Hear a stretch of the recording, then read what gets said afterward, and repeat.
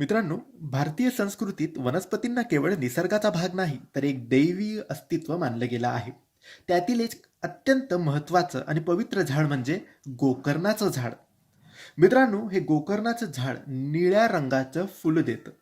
हे आकर्षक असून शांती, भक्ती, आध्यात्मिक उन्नतीचं प्रतीक मानलं जातं. गोकर्णाचं झाड जर तुमच्या घरात, अंगणात किंवा देवघराजवळ असेल, तर असे अनेक सकारात्मक बदल आपल्याला जाणवायला लागतात.